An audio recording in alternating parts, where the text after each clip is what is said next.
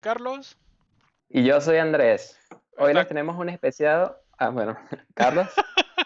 No, no, adelante, adelante. Ya que empezaste, Ho- no te va a quitar la Hoy le iniciativa. tenemos un invitado que ya es casi parte de la casa, Neomar Hernández. Bienvenido. Gracias, Carlos. Gracias, Andrés. Un gusto siempre hablar de cosas interesantes con ustedes. Espero que esta sea otra de esas cosas interesantes. Seguro que Gracias. sí, Claro, seguro que sí. hoy les hemos preparado un tema que se ha hablado mucho en distintos países, hay muchas formas de llevarlo, y es cómo resolver la crisis económica que va a generar el coronavirus. Lo planteamos en el video como que sí va a haber una crisis económica, pero ya eso se está viendo en muchos países. Un ejemplo claro que acaba de pasar, a mi esposa le acaban de decir, van a reducir de entre el 70 y el 90% del salario a toda la empresa. Uh, ¿Por qué hacen eso? Claro, para que no despedir trabajadores. O sea, prefieren que todos se sacrifiquen para que todos puedan percibir ingresos. Y el gobierno alemán en este caso va a hacer un plan de ayuda para entonces parte de ese salario que no perciben lo va a pagar el Estado. así es. ¿De dónde sacan esos fondos? Bueno, en el caso de Alemania, Alemania ha ahorrado, ha tenido una política austera en sus cuentas del Estado y eso le permite endeudarse. Pero hay otros países que no pueden. Por ejemplo, Argentina, un país totalmente endeudado con un crédito casi imposible de tomar por las tasas de interés. ¿Qué podrán hacer ellos? Bueno, esta es un tema para hablar y bueno, queremos hablar específicamente del caso de Venezuela. Venezuela es uno de los países que más se va a ver afectado por la crisis económica generada por el coronavirus porque la economía está en este momento destrozada, por así decirlo. Y bueno, queríamos comenzar de este tema. Neomar, si quieres nos puedes explicar un poco cómo se está viendo la situación en Venezuela. Sabemos que hay una cuarentena. ¿Cómo lo estás viendo tú allá? O sea, ¿es posible salir, trabajar si tengo una panadería o está cerrado y es imposible? Bueno, gracias nuevamente, Carlos y Andrés. Fíjate, en Venezuela yo creo que hay una diferencia con respecto a países de Europa como Alemania, como los países de Europa promedio, ¿no? Y es que en Venezuela, por supuesto que los índices de productividad actualmente son muy bajos. Es decir, no es que en Venezuela ya, o sea, no quiero entrar en la categoría que aquí hay gente más floja o menos floja que en otras partes, sino que simplemente por todo el diseño de la política económica que tiene Venezuela desde hace varios años, en Venezuela producir no es tan fácil como producir, digamos, y hablo de producir es, o sea, no es que producir sea fácil, pero reformulo. Los incentivos para montar una empresa, por ejemplo, no son los mismos que en Europa, donde la gente, bueno, puede con unos pocos trámites armar una empresa o montar un emprendimiento. Aquí esa palabra parece que le encanta a mucha gente los emprendimientos, pero emprender es a veces mucho más que vender cosas por Instagram, ¿no? Que la gente monta una cuenta de Instagram y monta una venta de cosas allí, que está muy bien, ¿no? Pero el emprendimiento implica muchos más riesgos que eso, ¿no? En el mundo, en general, aunque emprender implica riesgos, hay muchos más incentivos para que la gente asume esos riesgos. En Venezuela no tanto, porque en Venezuela, digamos que lo que tú puedes percibir de tu esfuerzo es bastante poco, aunque ahora, de un tiempo para acá, con todo este tema de la dolarización, quizá los precios tanto no solamente de los productos, sino de como la mano de obra o las cosas que tú cobras acá, se van como tratando de equiparar a los precios internacionales, pero todavía están en algunos casos muy rezagados, ¿no?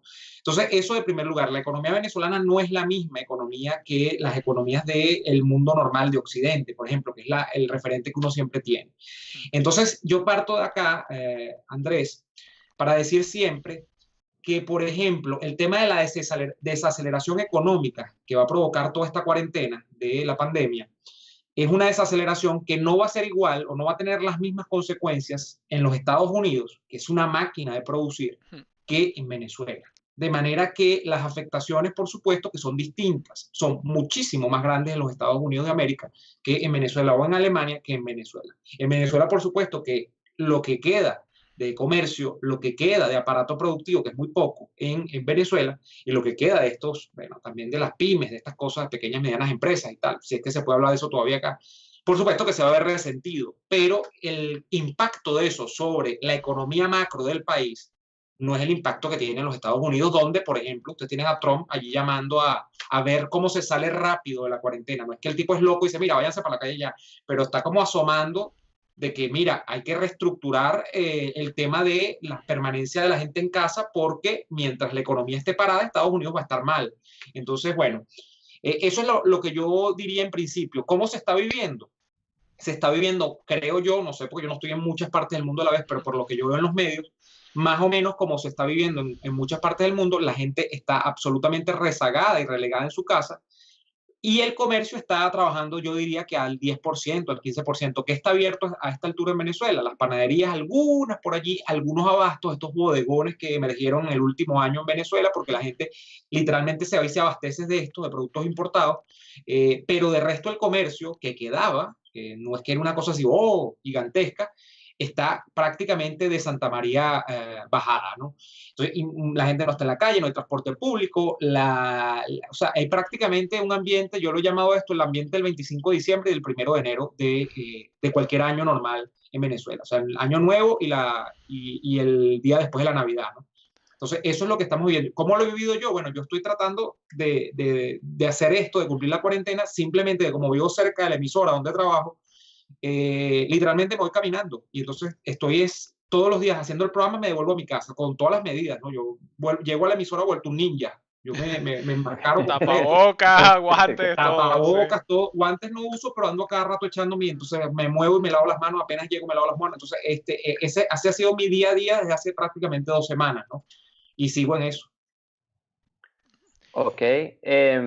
Carlos, ¿tú ibas a comentar algo? Sí, yo he visto, no sé si llamarlo proliferación, porque he visto como 3, 4 grupos de WhatsApp donde lo que están optando los bodegones esto, pero más que todos los pequeños que a lo mejor no tienen como para abrir y tal, es vender que si por WhatsApp y tal, de mira, tengo esto tal, tal, tal y cuáles productos, este precio, si los quieres te los llevo a la casa o lo que sea, pero claro, por lo que yo me imagino es que mientras te quede existencia, pero no vas a tener reabastecimiento, no vas a tener dónde comprar nueva mercancía para vender. Y yo creo que eso es lo que uno de los factores más importantes, que es que si esto se alarga, nos vamos a quedar sin productos, sin comida y demás. ¿Y qué va a pasar en ese entonces? En ese caso, cuando ya se acaben los productos que vender y no puedas por tema de movimiento, por tema de transporte, por tema de esto, volver a reabastecer para seguir vendiendo. Pero sí debería estar abierta la aduana y, o sea, yo no sé, pero yo asumo que los transportes de mercancía y todo sigue funcionando, ¿no?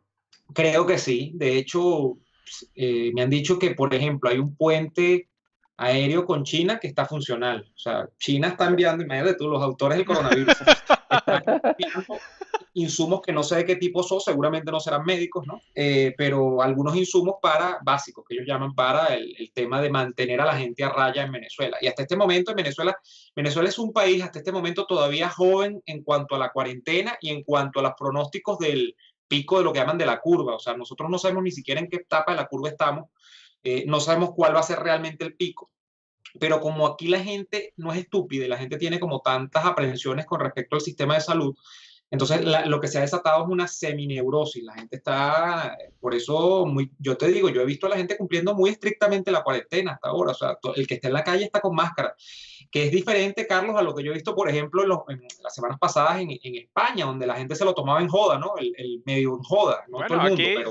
sí, lo hemos comentado en el episodio pasado, que hay más multados por saltarse la cuarentena que infectados por el coronavirus. Entonces es como, o sea, ¿sabes? Tómatelo en serio. O sea, si estamos hablando de los multados, entonces eran potenciales personas a infectarse, además, porque Sí, estaban saltándose la cuarentena. Entonces, yo creo que aquí, extrañamente, porque hay como la idea, Andrés y Carlos, de que los venezolanos son desordenados y son como un espíritu indómito, o sea, que nunca se han llevado muy bien con la ley, independientemente de que esté Maduro o que esté con quien sea en el poder, sino que ellos están por encima de la ley. De hecho, Axel Capriles dice que esa es una de las cosas que están como intrínsecas en el ser venezolano, que es que hay como un individualismo que, a pesar de que nosotros nos encanta andar en grupo, hay un individualismo frente a la ley. O sea, que dicen que la gente piensa que primero ella y después ella, que la ley, o sea, le resbala. Pues eso es como una cosa que está muy arraigada acá. Más allá de eso, yo me he sorprendido porque, o sea, yo veo muchas aprensiones de la gente a saltarse la cuarentena. O sea, yo creo que casi todo el mundo lo está cumpliendo muy estrictamente, salvo la gente que tiene que seguir trabajando, y los que están trabajando lo tratan de cumplir. Pero la pregunta está en lo que asomaba Carlos, o sea, llegar a un punto en que evidentemente lo existencial y lo básico se van a hacer presentes. Y en ese sentido, ¿cómo vas a hacer con la comida? ¿Cómo vas a hacer con lo básico, ¿no? Justamente, yo creo que nos faltan como 1 o 2 semanas para comenzar a ver cuál va a ser la respuesta que se va a hacer a esto, tanto de la gente como quien se supone que maneja el Estado, que todavía es Maduro, ¿no? Porque Guaidó no maneja el Estado. Entonces, yo creo que por allí vienen los miedos, ¿no? De parte y parte. La gente está Claro, asustada que llegue ese punto, que es como el deadline, y el propio chavismo, o sea, el propio Maduro podría estar asustado que llegue ese punto, porque uno no sabe en qué situación lo tome ese punto, ¿no? y eso es muy complicado. Y por ejemplo, yo trabajo en una empresa de trenes de Alemania y una de las mayores preocupaciones es que nos golpea una ola de coronavirus dentro de la empresa y imaginemos que el equipo que se encarga del monitoreo de los trenes se enferma. Y ese equipo es vital para que los trenes funcionen. Sin eso no hay trenes en Alemania. Entonces ya nos dijeron que cualquier empleado tiene que estar listo para que lo cambien de proyecto en menos de 24 horas por si es necesario moverlo a un proyecto crítico. Me imagino que lo mismo debe estar pasando en Venezuela, en las refinerías, en toda la parte de infraestructura crítica, en la parte de distribución eléctrica, porque obviamente o sea, si la planta se enferma de coronavirus y se contagian todos, tienes que conseguir reemplazos, entrenar a gente súper rápido para abastecerlo. Yo quería también comentarles lo que hablamos en el primer episodio que hicimos los tres, que era sobre la digitalización de la economía. El coronavirus, por el distanciamiento social, nos ha obligado a hacer negocios por Internet. O sea, eso que en Venezuela me parecía a mí una innovación, porque en Europa yo no lo había visto tan grande, que era vender por WhatsApp, vender por Instagram. Creo que la situación que hemos vivido por el socialismo que se implantó en Venezuela, entre comillas, también nos ha servido de preparación para estar más abastecidos los que se pueden en situaciones como estas y también en medidas, o sea, en trabajar de forma digital las personas que puedan, pues obviamente no todos, y tratar de seguir generando riqueza, aportar valor a la sociedad sin estar presente, que me parece que en muchos sitios no es posible. No sé si con esto has visto un incremento aún más de la economía digital en Venezuela o se ha mantenido como ya venía antes. No, lo que veo son negocios, como ustedes han dicho, o sea, algunos, porque tampoco es que esto es repito, esto no es un paraíso para el negocio ni para los comercios, pero hay negocios reinventándose. Hay negocios, por ejemplo, como un restaurante que ustedes lo conocen, que yo lo anuncio en el programa de radio, que ellos jamás ¿Cómo habían se llama? trabajado, a pesar de que eran el sabor de la nonna, que ellos El jamás, sabor de la nana. ajá, Ajá. ellos eran pizzería, y tú sabes que las pizzerías generalmente tienen motorizado, pues te llevan a delivery, pues Y yo a venía una pizza con parrilla. ¿No era la cosa? pizza con parrilla. Parrilla. Algún día la vas a probar, chamo. Mira, pero ellos nunca despacharon a domicilio. Mira, y es que si no lo hacen, o sea, esto es más que una cosa de verle el lado, porque tiene un lado bonito, porque para mí todo emprendimiento es bonito, ¿no? Cuando es honesto y es sensato y es sincero. Pero es que ellos si no lo hacen, ¿cómo viven un mes, por ejemplo? Una gente que tiene que pagar salarios, que tiene que pagar empleados, que tiene que pagar los proveedores de los alimentos, o sea, es que pueden quedarse de aquí a un mes, Andrés y Carlos, pueden quedarse en la carra plana. Y eso es lo que le está pasando a la mayoría de estos negocios que, mira, están allí con las uñas en las últimas diciendo, sí, bueno, te lo llevamos a tu casa. Claro, también se está viendo unas cosas. Yo, por ejemplo, en estos días veía, porque el tema sensible con los alimentos, por ejemplo, es que tú los enlatados, hasta carne, puedes tener, la carne la puedes congelar, enlatados puedes tener congelados o guardados pues en la alacena. Pero hay un tema con frutas y verduras, que es que las frutas y verduras, si uno depende de la semana, por lo menos, por no decir del día, uno busca los fresquecitos. Entonces, las frutas y verduras se ponen difíciles porque hay menos camiones de frutas y verduras vendiendo en la calle, casi no hay, de hecho, porque no pueden venir a Caracas, porque eso vienen del interior del país, vienen por ejemplo, los Andes. Entonces, no pueden venir, no pueden entrar porque la realidad es que Caracas está más o menos acordonada, no hay acceso casi a Caracas. Entonces, ¿qué ocurre? Que salen unos emprendimientos de frutas y verduras, pero entonces que te dicen, te vendo casi que un repollo, una lechuga y un kilo de tomate por $35 y te lo pongo en tu casa. Eso me compro un huerto entero aquí. Cultivar Arnold Schwarzenegger en California, no sé, una cosa rarísima. Entonces, bueno, y claro, no es por meterse en un discurso contra el mercado, pero aparecen este tipo de locuras. Entonces, sí, el tema del trabajo a distancia es muy interesante porque hace 200 años, hace 100 años, cuando se descubrió la división del trabajo, sí, 200 de la revolución industrial en Inglaterra, todo dependía de una industria, de la fábrica. Ese era el sitio por excelencia de la producción. Ahora no. Ahora nosotros, mira, estamos produciendo aquí, aunque la gente no piensa, esto están hablando tonterías, no, estamos produciendo ideas aquí, nosotros en una conversación, cada cual en su casa, ni siquiera estamos en el mismo país, que Carlos está en España, tú estás en Alemania y yo estoy en Venezuela. Entonces, eso es un sector, pero hay sectores que no han logrado ni siquiera a través de la robotización de la mano de obra, de lograr el culmen de que es que tú reemplaces al hombre como sujeto productivo. Y esos son los sectores más afectados. Allí estamos viendo, yo conozco gente como tu caso, Andrés, tu esposa, sí, del tema de la reducción de salarios, ni siquiera, gente que la despidieron, mira, no te puedo pagar, vete, y te toca irte y sí, mira, no puedes decir ni que los empresarios son malos ni nada, porque entonces eso va a significar después de esta crisis la pérdida de muchos trabajos de sectores que no se han acoplado a la economía de la Internet, diría yo. Ese es un buen término, la economía de Internet. Exacto.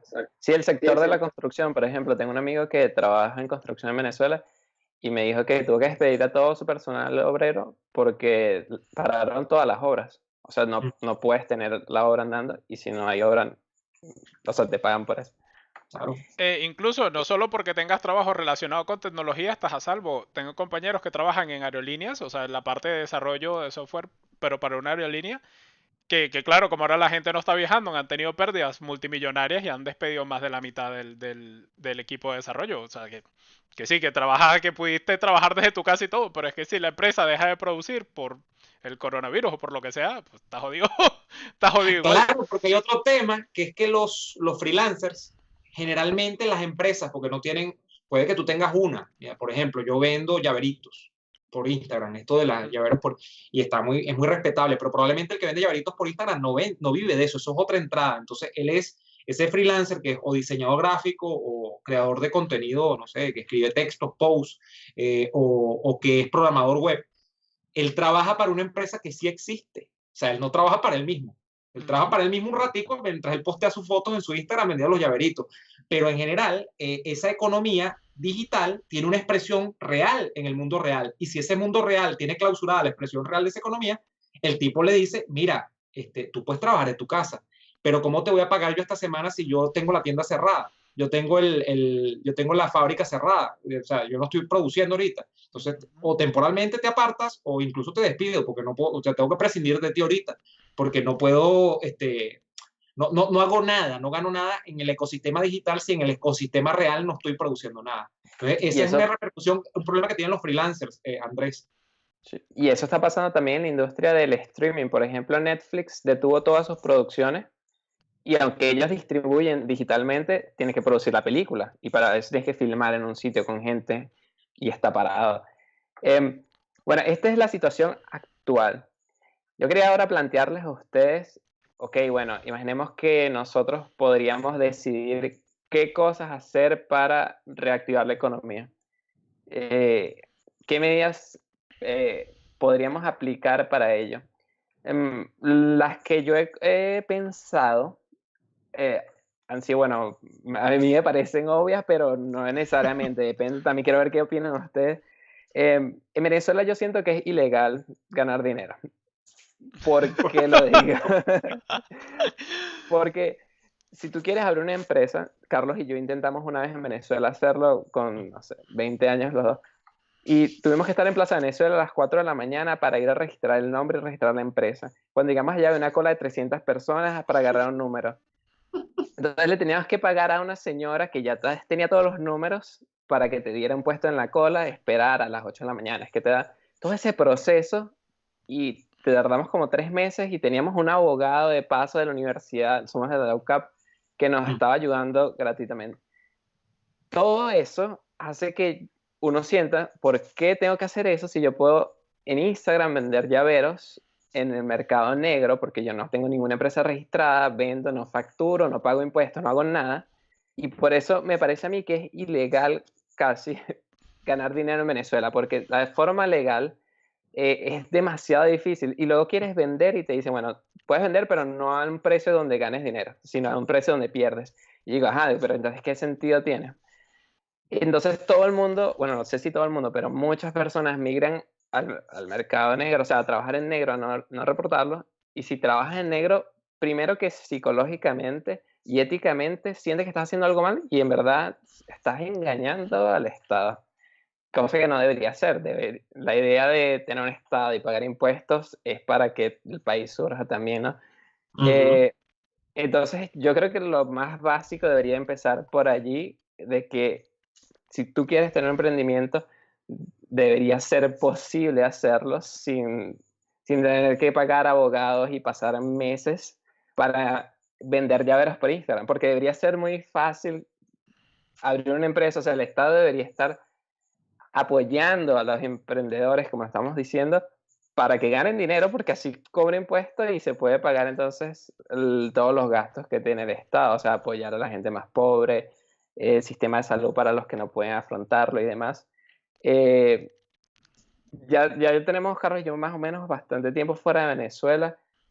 La situación ha cambiado, Neomar, o sea, sigue siendo tan difícil, por ejemplo, si yo tengo un canal de YouTube y yo quiero ganar dinero con eso y quiero decir, bueno, ok, Estado, aquí está mi parte de impuestos. ¿Es posible hacer eso o ni siquiera hay forma de legalmente registrar lo que uno gana?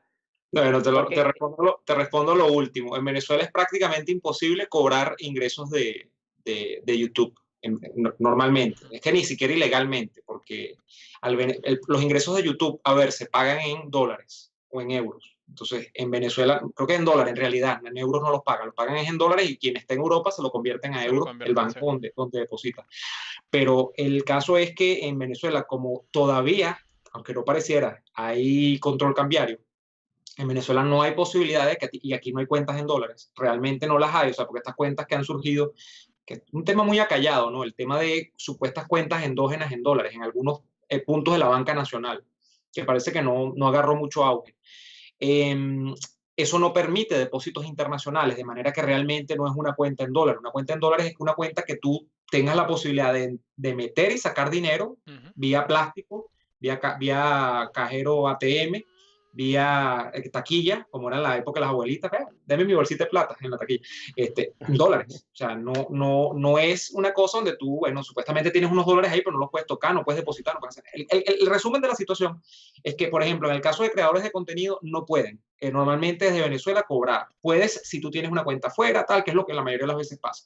Entonces, el caso es que desde hace como un año, Andrés, en Venezuela, si hay como una percepción de que se han relajado los controles. Sin embargo, yo creo, desde mi punto de vista, que no es jurídico, porque yo no soy abogado, que este relajamiento es más desde el plano de vista perceptivo que formal, legal. O sea, la ley yo creo que sigue siendo muy estricta para la hora de abrir una empresa en Venezuela y de que esa empresa se proponga lo que se propone una empresa, que es ganar dinero. Yo creo que aquí Venezuela tiene años figurando en esos, hacen unos rankings donde de ponen libertad económica. a los días que dura uno en abrir una empresa en tal país. Venezuela siempre está de última, no sé cómo está ahorita.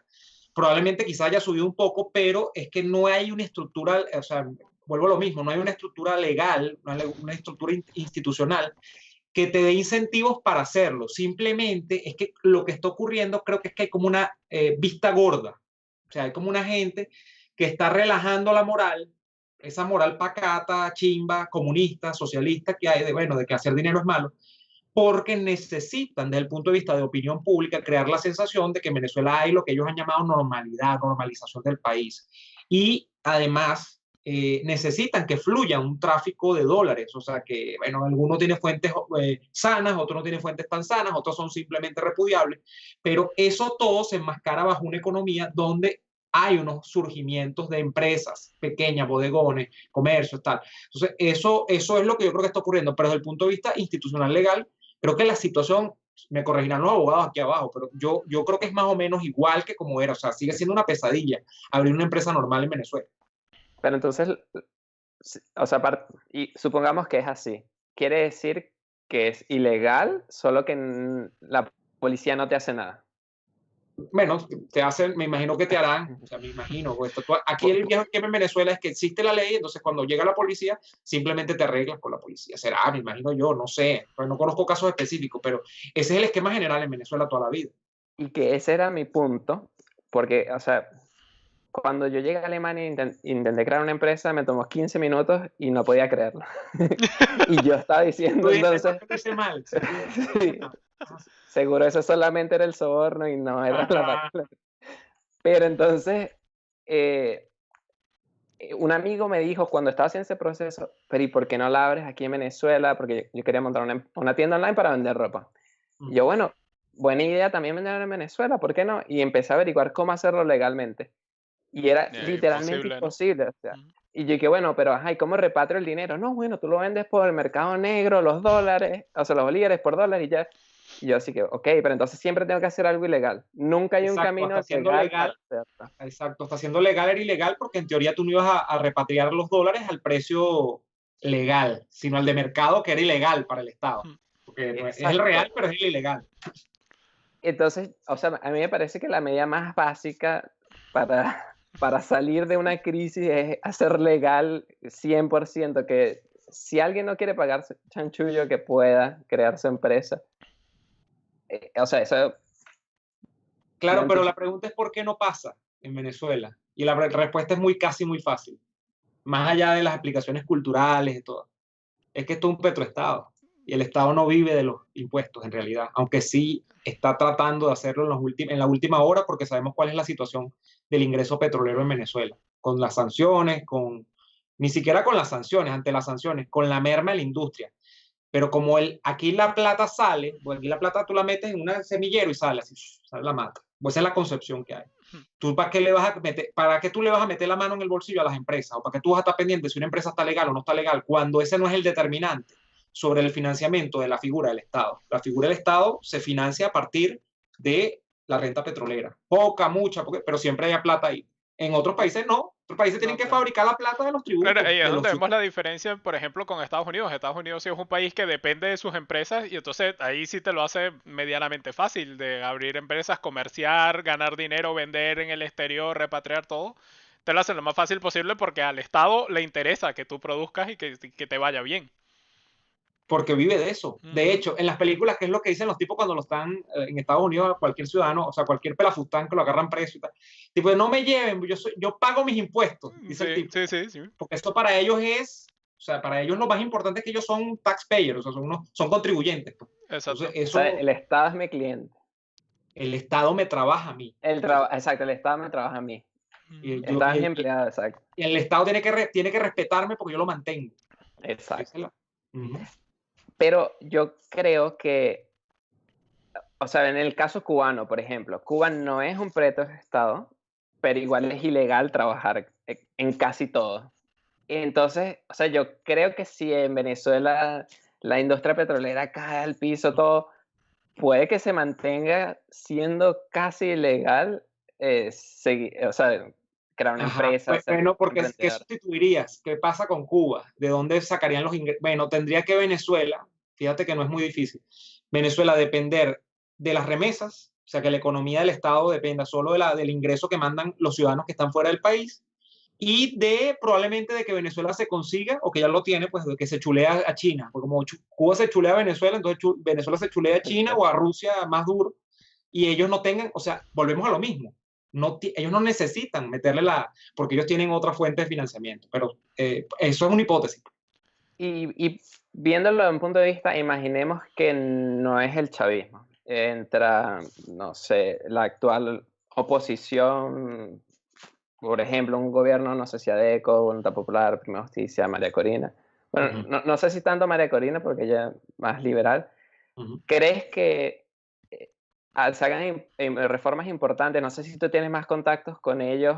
O sea, ya nosotros hablamos una vez de sus tendencias políticas y tú me comentaste que eran dos alas, como que siempre había alas un poco más abiertas al mercado y a las un poco más cerradas al mercado.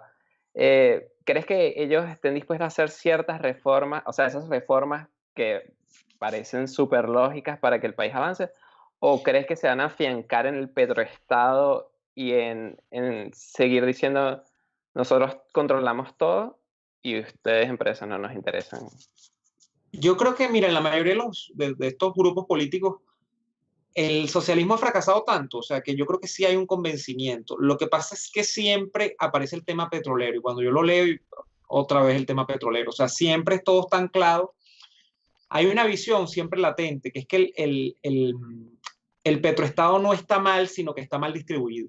Ese es o sea, por ejemplo, esa es la visión de Capriles, desde Como que que, del 2012-2013. Capriles decía que él iba a administrar mejor la renta. La visión de Rosales en el 2006 con la Sí, tarjeta con minera. la tarjeta la negra, sí. Entonces, yo creo que sí, nosotros hemos llegado a un estado evolutivo por la crisis que sí ha adelantado o ha precipitado las condiciones para que mucha gente salga de ese pensamiento. Pero, coño, el pensamiento es como un imán, siempre está ahí. El petroestado es poderoso. pero eso es como lo mismo de decir que el socialismo no es malo, sino que está mal implementado. Que lo dicen siempre los socialistas, siempre. Y tú dices, pero es que no existe. No, pero mira el caso noruego. Noruega no es socialista. No es socialista. Entonces, bueno, pero convence a un socialista que no es socialista, te va a decir que sí. Bueno, Que eso... exacto. Pero Noruega basa su economía principalmente en petróleo, pero no tanto como Venezuela. Venezuela, en tu perspectiva, ¿crees que pueda llegar a llegar a ser, o sea, a implementar las políticas que tiene Noruega en cuanto a su petróleo? Porque siempre te dicen, bueno, queremos que Venezuela sea como Noruega porque somos iguales en ese sentido, pero cuando ves, Noruega tiene un fondo de inversión que es el que utilizan para cuando los precios de petróleo caen y lo tiene invertido en la bolsa de Estados Unidos.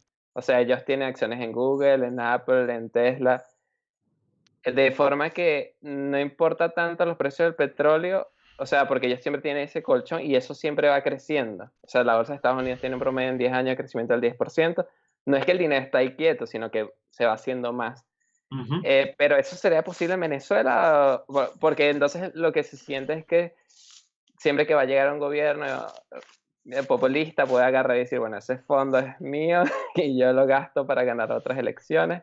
O sea, el populismo más ese petroestado como que parece que no funciona y entonces ahí te preguntas, bueno, privatizamos la industria petrolera y se acaba el petroestado. Pero es que el problema, Noruega, fíjate, el caso de Noruega es el caso de Europa, que en Europa hay como un consenso, tú lo sabes que está allá, o sea, aunque haya un gobierno de derecha, en Europa el estado de bienestar es una concepción, o sea, ¿qué es el estado de bienestar? O sea, que tú pagues impuestos para que haya salud y educación gratis. Ya después de ahí para allá, bueno, son otras cosas, o sea, hay más. Cada cual le puede poner más, le puede poner salsa de tomate, mostaza, lo que quiera. Pero el mínimo es eso, o sea, el pan y la salchicha es eso.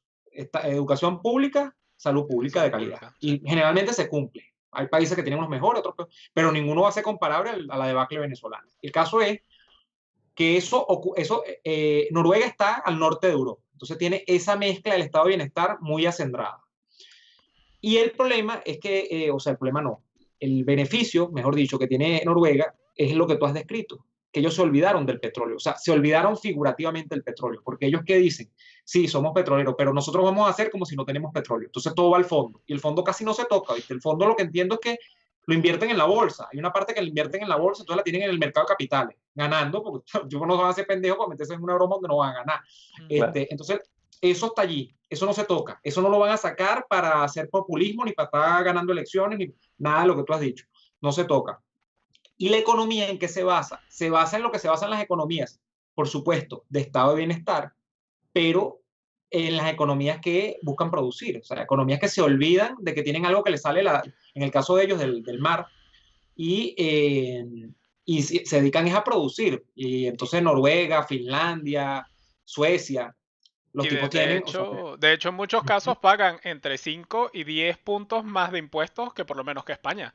O sea, que lo está buscando siempre porque siempre me discuten que Noruega es un país socialista. O sea, aquí siempre la idea es por qué no somos como los países nórdicos. Le digo, vale, tú quieres ser como los países nórdicos, pues paga 10% más de impuestos de lo que estás pagando ahora, olvídate del salario mínimo. Y ahí es cuando ya dicen, no, no, pero es que no, es que eso no puede ser. Que, bueno, claro, ¿cómo vas a hacer con los países nórdicos? Pero sin pagar, gratis. Porque no se Exacto. financia, Andrés, a Carlos, es lo interesante, no se financia creo que no se financia la renta petrolera, se financia, como tú dices, de unos impuestos que en algunos casos llegan al 30% del salario, 35% del salario Exactamente. mensual.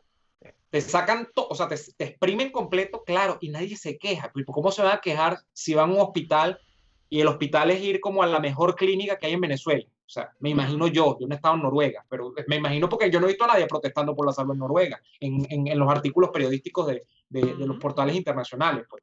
Entonces, yo creo que es eso, que hay una correspondencia entre lo que tú das y lo que recibes, fuera de echar mano a cada rato del ingreso petrolero, que es muy alto.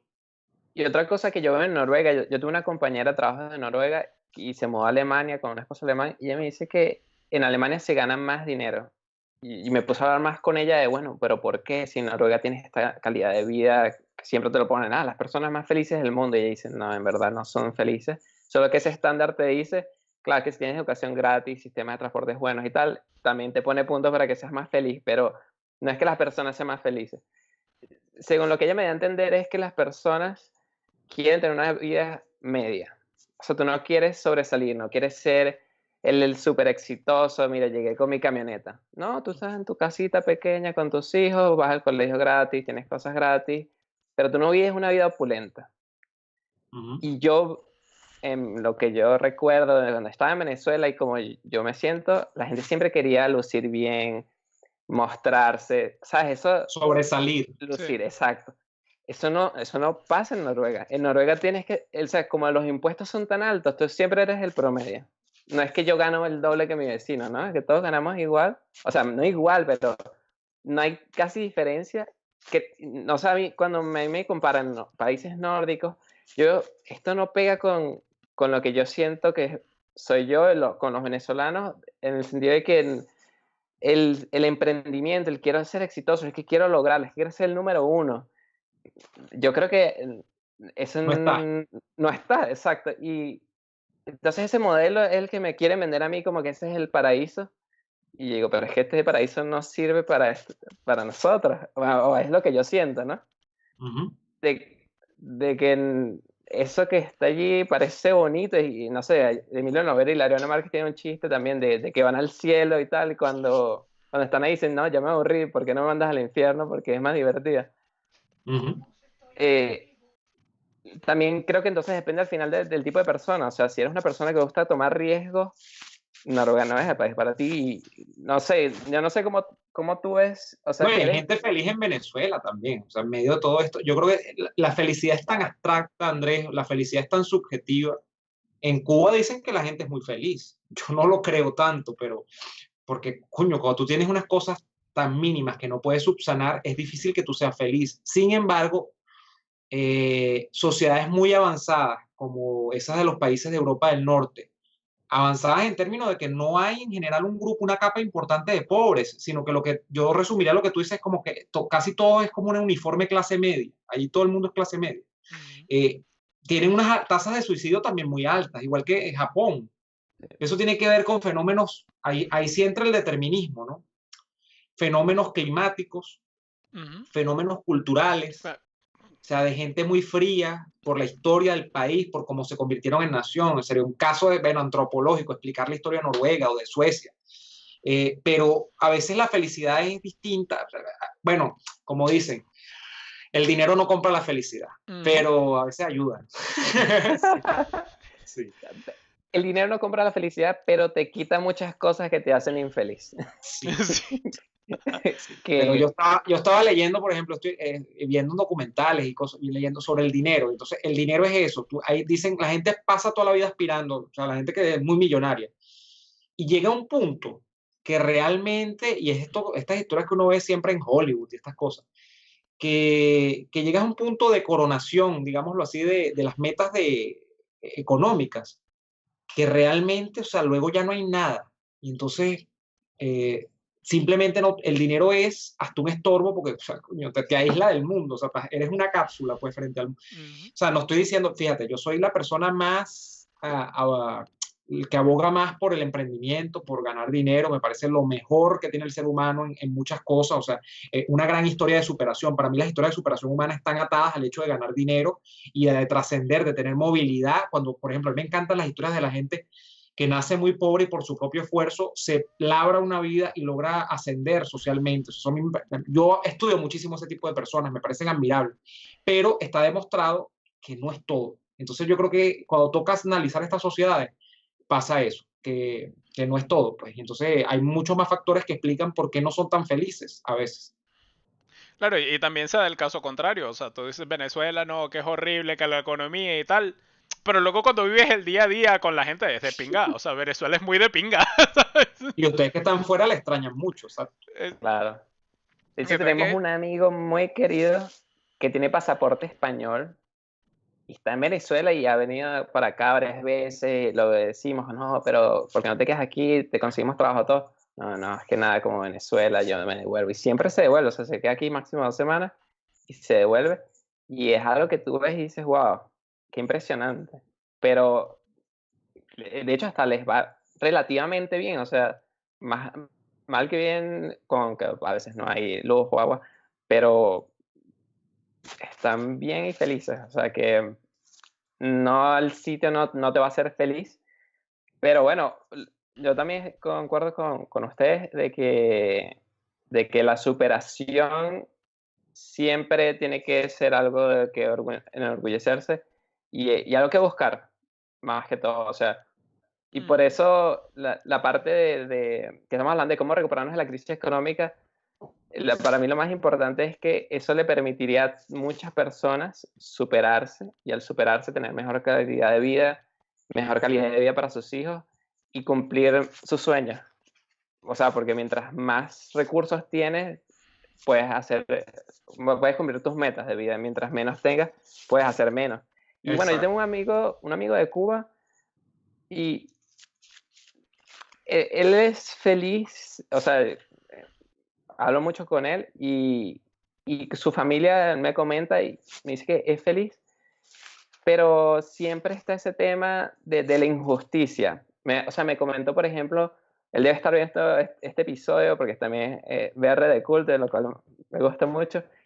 Me comentó que un cubano no puede tomar un bote en Cuba. Entonces, él fue con su esposa a Cuba, querían dar un paseo en lancha por la isla. Ella es alemana, ella podía, pero él por ser cubano no.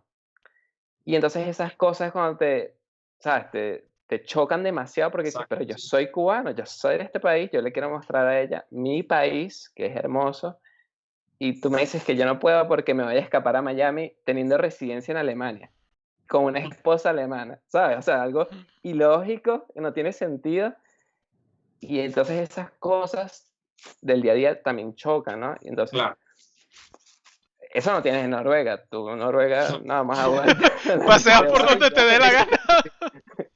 No, no, pero bueno, si el frío te deja. Pero tú Sí. sabes qué me parece a mí interesante de todo esta, redondeando la idea de la economía después de toda esta crisis y todo esto, que tú revisas la historia mundial, la historia de la evolución del ser humano en el mundo, y siempre las crisis, o sea, siempre estos problemas generan, o sea, la invectiva de la gente es infinita. Entonces yo creo que después de esto van a emerger unos modos de ejercer el trabajo que nosotros no conocemos, que nos van a dejar abismados, y unos trabajos, ni siquiera modos, sino que estoy hablando de modos, por ejemplo, de producir lo que ya producíamos a través de la acción del hombre directamente en una fábrica. Quizás muchos procesos se van a reemplazar, no lo sé, pero es una hipótesis que dejo.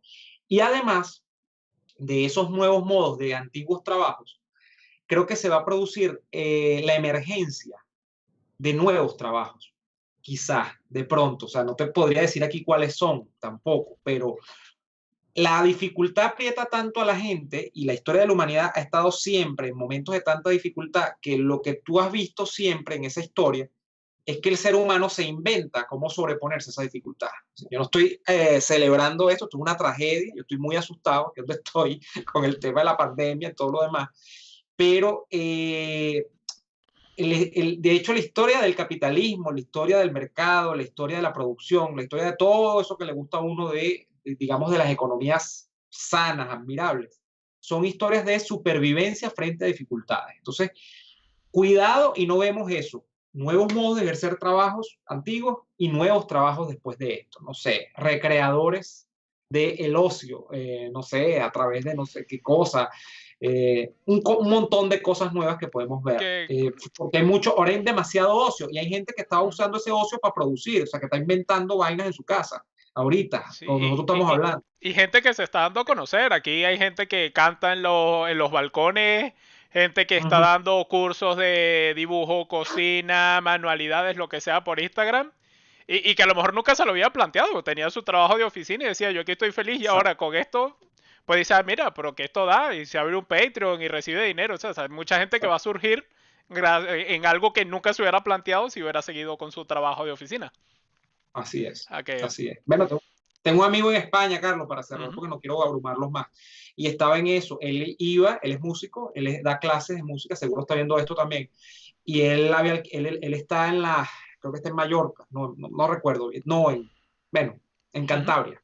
Ajá. Y él me dice, este es un pueblo con una edad promedio muy alta. Yo dependía de que yo acababa de alquilar un local donde iba a dar las clases de música, no sé qué, bueno, invertí un capital, viene esto, cerrado, entonces me escriben esto y me dicen, mira, ¿cómo hago? Estoy pensando en montarme en eso, un Patreon, dar las clases a distancia, montar las clases por Skype, y él nunca se había planteado eso. Y bueno, capaz él descubre algo, en medio de toda esta dinámica, Ujú. descubre no solamente que puede dar clases por Skype o por Patreon, sino que puede producir cosas simpáticas a través de la web, o sea, que no sean solamente las clases, sino algo lúdico, no sé, que engancha y mira, captura a un público y el tipo después se pega por allí y percibe unos ingresos de eso, ¿no? Entonces, de eso es lo que te estoy hablando.